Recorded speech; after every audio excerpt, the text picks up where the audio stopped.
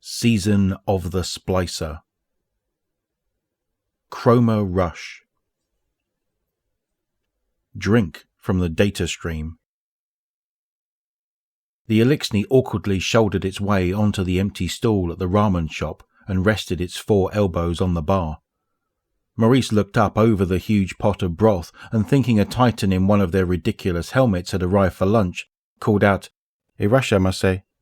It wasn't until he absently stepped to the bar that he realized who his customer was. Metal plating covered the creature's forehead and the side of its face, ending in a nozzle that hissed a stream of bluish mist. A haphazard collision of heavy canvas and metallic weave draped over its shoulders. A Vanguard lanyard dangled absurdly from its neck. It was small for an Elixni, but its angular head still towered above Maurice as it hunched over the bar. 4 blue eyes looked back at him from above a lipless mouth. It opened, revealing rows of thin, sharp teeth. "1 item, ramen soup," the Elixni croaked stiltedly. "Please." Maurice held his breath, tightened his grip on his pencil, and grinned. He grinned when he was nervous, and this seemed like as good a time as any. The Elixni grinned back, nodded, and then opened its horrible mouth again. "I smelled it, and the smell was good," it said. Maurice scanned the bar. His other customers sat frozen, their bowls of ramen steaming silently in front of them. He realized his mouth had apparently decided to talk on its own, as if nothing were wrong. He heard himself ask, "How spicy? 0 to 5 stars. The Elixni had anticipated this question.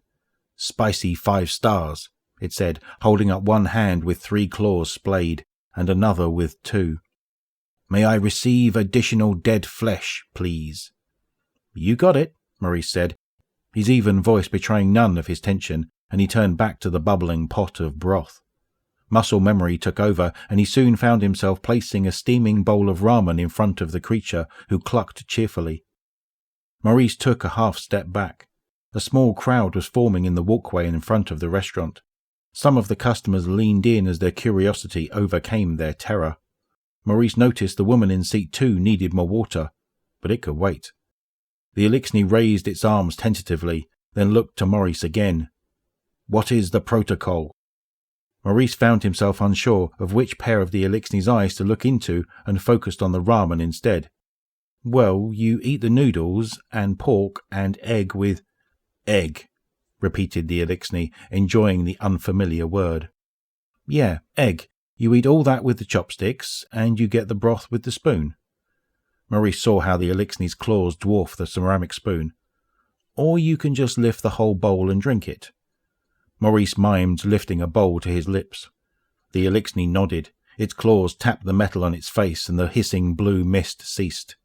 The Elixni held the chopsticks, tested their weight, and respectfully placed them back on the bar before bringing the bowl to its mouth with its upper arms. Above the ramen bowl, Maurice saw all 4 of the Elixni's eyes closed. A long moment of tension fell over the shop, the silence broken only by a staccato series of hissing slurps. Finally, the Elixni lowered the empty bowl. It breathed in as the blue mist resumed its thin spray. It looked toward Maurice. "I tasted all of it," it said with deep satisfaction. "I am very thankful." Maurice's grin turned into a tentative smile. "Glad you enjoyed it." The Elixni stood and held out what looked like a small model of the traveller. It glowed as it floated in the Elixni's palm. "Compensation," it said. Maurice reached to take the treasure, then drew his hand back. "For new customers, there is no charge," he said. "No compensation. Thank you for coming in." The Elixni cocked its head, then clucked, and the model vanished beneath the folds of its cloak. It smiled at Maurice. "You," it said, then cleared its throat with a rumble.